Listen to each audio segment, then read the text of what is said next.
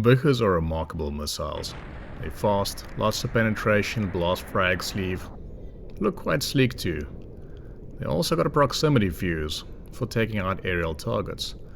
But there's another element that comes in, the combination of the fact that it's a beam rider moving in a straight line along a 1 meter cylinder, along with the fact that you can guide it, and the proximity fuse that adds more functionality to it. If it was engaging an aerial target, a laser designation type weapon would need that laser accurately hitting, locking so to speak, and bouncing off that target to guide the missile in.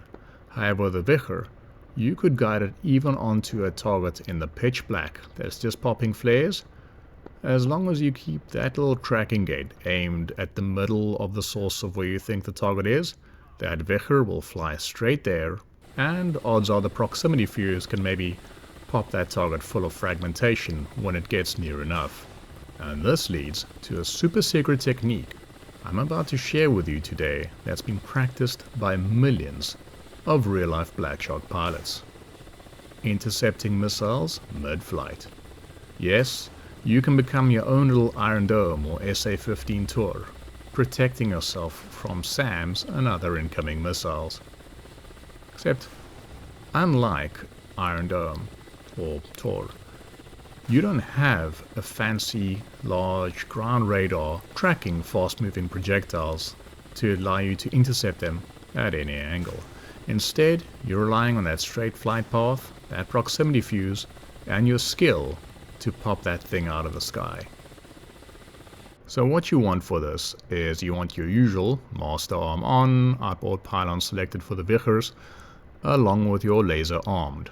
Additionally, while your Vikhrs might be able to literally collide with the other missile mid-flight, you probably want your proximity fuse on, so switch on Airborne Target, the AA button. I have not found that head-on target actually increases the odds, so you don't necessarily need that. You also want to have manual mode on. It's a small, fast-moving missile. You're not going to get it locked up. Instead, you're just manually having that tracking gate placed on top of either the end of the smoke path of the SAM launch or on the pixels of the missile itself that you can see. So you're not relying on a lock, and for that you need the manual mode to release the restrictions on needing a ranging and needing a lock. And now it's as simple as just firing the Vikhr and having it fly preferably in a straight line as possible towards that SAM. And preferably that SAM is coming in you in a straight as possible arc as well. You know, either on its terminal guidance after it's lofted, or it might just be a straight shooting missile.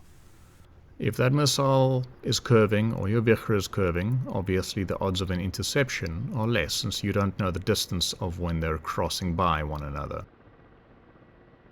So in this easy, simple example, this is a Tunguska, normally a really scary thing. However, it's stationary and it's a straight shooter. Its missiles don't loft or curve. So in this case, I can just lock up the Tunguska, which also gives me a laser ranging, and fire. And since I'm flying, in this case, straight towards it, as if I were to collide with it eventually, when the Tunguska fires, its missiles are going to fly straight at me, and as long as I align up my Vikhr reticules, my missiles are going to fly straight towards it, meaning that they are within the same flight path. That surface-to-air missile coming towards me is likely to cross within 5 meters of my missile, and my missile has a chance of detonation and a chance of those fragmentation bits damaging the SAM enough to pop it in the air and intercept. And if any of my missiles sneak past, it'll probably hit the Tunguska and destroy it. Do note, your Vikhr launchers alternate firing left and right, so you'll need to use a bit of pedal to get your Vikhr reticule aligned perfectly for every shot, which means that your Vikhr is flying on the right flight path from the very beginning, which is especially useful if you plan to intercept the SAM, say in the last 7 seconds before it hits, which means there's a much smaller angle that the SAM has to actually reach you, and a much more likely chance of an intercept. at the risk of becoming a sandwich if you launch too late. This also works against tow missiles, like this AT-11 sniper fired from this T-90 tank at 4.3 clicks. The Vikhrs have a good chance of intercepting those as well, although it'll be a waste. I mean, I would recommend killing the tank long before you approach within tow missile range. And generally tow missiles like this don't have that great an ability, at least when fired from AIs, at tracking you. So if you've got a nice amount of side slip, odds are you don't even need an intercept. Problem with tanks is unless you're hitting the side armor, a very flat surface, straight up, then the proximity fuse, if one of my Vikhrs slipped past, didn't do an intercept, or my rate of fire was greater than it, then that Vikhr might pop from a proximity fuse and harmlessly airburst over the tank instead of actually penetrating and killing it. See my proxy fuse video for tips about that. This technique is not going to save you against the main gun rounds from a tank. So something like an M1A2 that doesn't have tows, it's just at close range going to go straight towards the gun, and well, if that hits, which is not that likely, it's going to take you straight out of the sky. Now this is obviously the easy example. If somehow the SAM was firing on the move, I would need to be tracking the missile that was launched at me and not the platform that came from it. So the lock on a stationary SAM launcher is a luxury. Now in this situation, I'm hunting down an Igla, and I've come quite close to it. And of course, the closer you are to it, the more risk there is.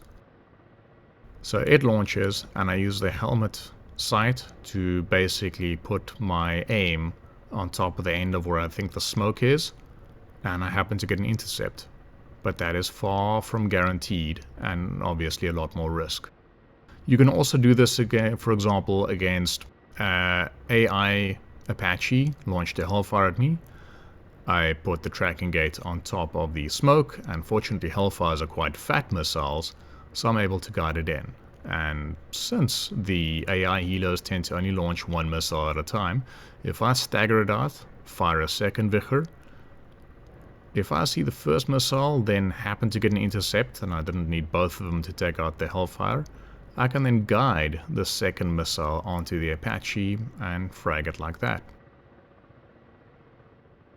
Thing to note is, you also don't need a laser ranging, so especially against something like the Apache, in this case skylining, if I didn't manage to get a laser lock on the Apache itself, to get it ranging, just firing the Vikhrs with the laser armed fires the laser beam for 8 seconds, which gives the Vikhr about 4 kilometers worth of tracking, which might be enough to, unless you want to intercept the missile close to the source rather than closer to you, should give you enough time to reach it.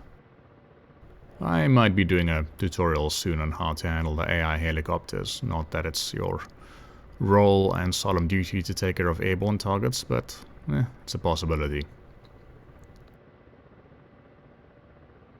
Now this does of course get more tricky with things like jets. If their nose is slightly off bore, or if their missile curves, then either way it'll be arcing in, it might stop smoking long before it hits you, and it might fire well outside of range where you can actually see the missile. So I'm not so sure it'll really help you against jets. This is obviously a limited situational technique. If you got more than one SAM, I wouldn't recommend using it. If you have a lot of movement, like say you were flying along at altitude and you spot a missile launch off your 2 o'clock, the problem is turning into a target then, the missile is already curving to hit you. And it's going to be hard to quickly activate all these parameters while in flight and trying to track where the smoke is, and especially if the lower missile is firing from beneath you and it's maybe against the ground clutter, it's going to be harder to pull off. In those cases, especially if you're near the ground, able to get into ground clutter and behind terrain to mask, do that instead. Also, if you were to try this technique, what's your backup plan? If you're doing it against the Tunguska, do you really want to use your full payload of Vikhrs to defeat one SAM? It could be useful for a last minute decloak as well. So if you decide you need to take out a Tunguska and you can't be below 10 meters and completely in the ground clutter when you fire it, then do stagger off 2 missiles with the proximity fuse on, assuming there's no other obstacles near it that could proxy the Vikhrs and have them detonate prematurely. If it did fire at you as you unmask, or while the missile's en route, then at least you've got some safety buffer there, and hopefully the second missile hits home. Just note that Tunguskas fire off every 4 to 5 seconds and keep 2 missiles in the sky. If you start knocking its missiles out, it can start firing every second. So generally you don't want to wait until you see 1 interception and wait for your second missile to hit home. Generally you'll want to fire every 4 seconds yourself, which means firing a missile, waiting 4 seconds, firing a second missile, which the manual mode allows you to offset like that, but you can't fire a third. You'll have to wait 4 seconds and then press laser reset, and then fire Vikhr again. So Vikhr 4 seconds, Vikhr 4 seconds, reset Vikhr 4 seconds, etc. Would this work in real life? No idea, and I wouldn't want to risk my real life testing that theory. This is Volk, and I hope you've enjoyed this little bit of madness and a little bit of fun. Cheers.